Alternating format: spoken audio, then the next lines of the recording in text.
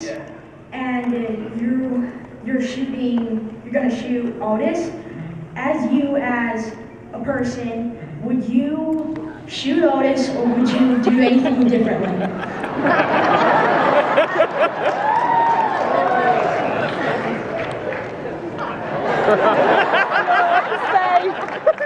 You gotta save the boy, right? I mean, you gotta save the kid. You know what I mean? You gotta save the kid. And I mean, look, that's what's so cool about Shane. You know, it's like he does what needs to be done, and it's a zombie apocalypse, man. You know, it's not. You know, I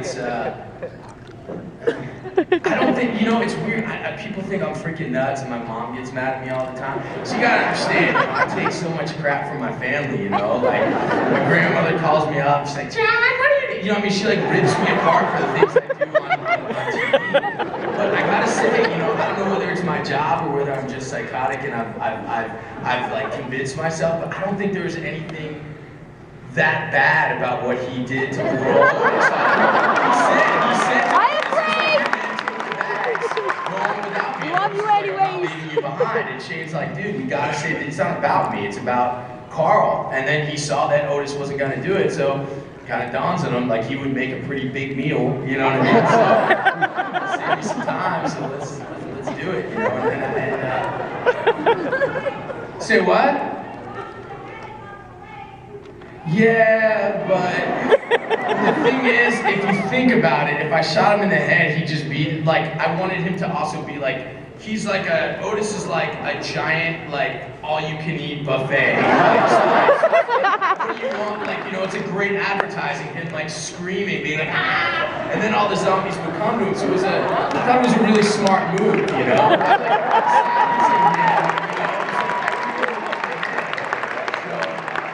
I thought it was a good, smart move, and I was impressed with Shane in that. I'm gonna hear it from my grandma. Okay, thanks. Thanks, bud. But don't shoot anybody, man, and I don't have you know what I mean?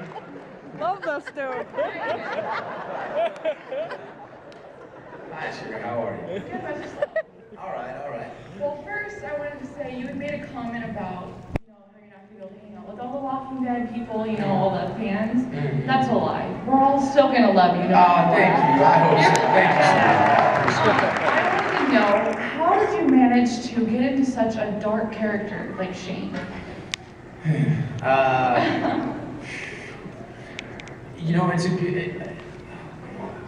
You know, when actors talk about this, they sound so. Look, I really love acting. Like I love it. It kind of saved my life. You know, I was a real troublesome youngster, and I wound up in a lot of trouble, and it really steered me in a different direction. So again, not to sound like a pretentious jerk, but I care about it a lot. So. You know, I hope I'm not too much of a weirdo, but I really kind of dive in all the way. And you know, when I was doing Shane, especially last year, you know, season 2, you know, I lived by myself, about an hour and a half away from everyone else, in a house in the woods. And you know, when I left set, I didn't talk to anybody until I got back to set the next day. I tried to make sure I was 100% alone all the time. And you know, you gotta. Single?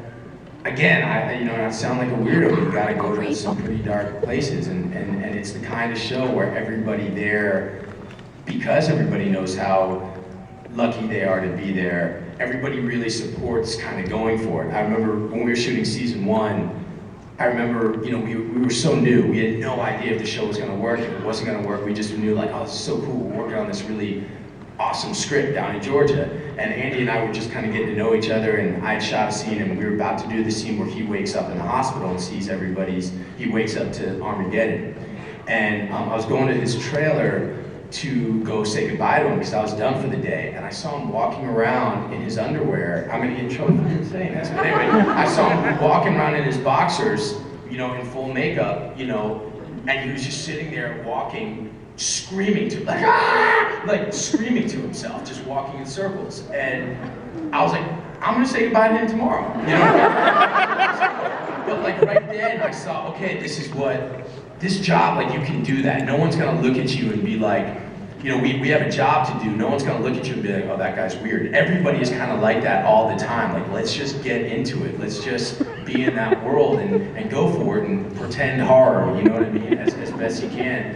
And it's the only way now I want to work, and I'm so grateful that like that environment there kind of fosters that. But yeah, I just went to some really dark places, and instead of, you know, I tried to live there, you know, and shoot, I mean. You try to depress yourself? Try to what? You try to make yourself depressed? I don't know if it's more I think Shane's got an enormous chip on his shoulder. You know, I think that he feels that he's done all that the very act of the most selfless thing, the most loyal thing he's ever done in his life has alienated him to the point and made him so lonely. It's because he tried to do such a wonderful thing for his friend has made him now in this place where he's alone and it's forced him to do things that he hates that he's done. He hates who he's become, but he totally did it for his friend, and now his freaking friend is back, you know, and it's like, you know, everything's gotten all twisted. So I don't think it's about depression. I think there's like a lot of rage, there's a lot of regret, there's a lot of making up excuses in your head, and you know, I had a lot of loneliness, you know. Well, congrats on your new show. Thank you, I appreciate that, thank you. Hi, Jon. Hey, what's up? First, I was hoping to hear a little bit more about the premise of your new show. Okay. And then second, I was thinking this morning about how the people at cons are always, you know, going to the con thinking, what can I get today? What can I get? You know, what's in it for me? And I was thinking, maybe we could do something for you. I know actors like accolades, so on behalf of the people of Phoenix, I wanted to present you with this zombie foot as a way of saying thank you for your work on The Walking Dead. Oh, thank you, man. That's great.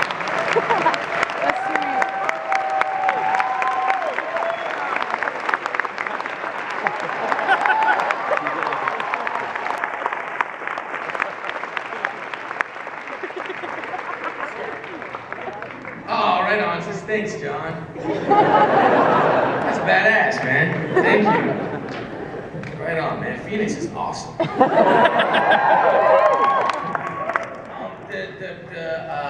Where do you go? Thank you, bro.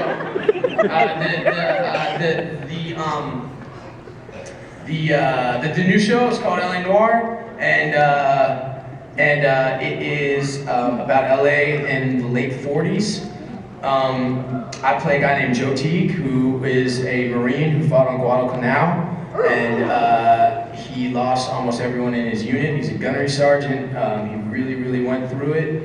Saw all kinds of darkness. He comes back to LA, and LA at that time was totally overrun with the mob, and Bugsy Siegel and Mickey Cohen were just running rampant murders everywhere. It was a really dark time in LA. You had a very corrupt police force, and so I played this ex-Marine who's now a detective at the LAPD, who sort of works on both sides of the law to create his own style of justice. But like I said, it's Frank Darabont, did Shawshank and the Green Mile. It is going to be a dark, badass show, and the same world as the video. I know there's a lot of fans of the video game here, and it's really cool, and it's based on a nonfiction book. So basically, what it is it's going to be all of these. Every character in it is real, except for Joe, except for this main guy. And basically, sort of like Forrest Gump was accidentally a part of all these things in history, this guy Joe is going to be put into all these very real historical situations, and a lot of mobsters, a lot of cops,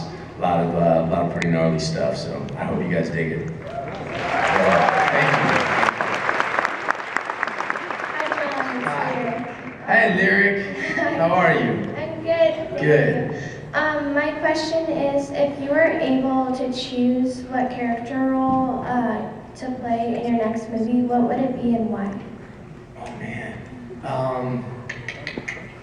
I want to play. You know, I'm a boxer. You know, I love boxing, and I really want to be in a boxing movie. I'd really love to do that. And I also I've been getting really into this comic, The Preacher. You guys know? Yeah.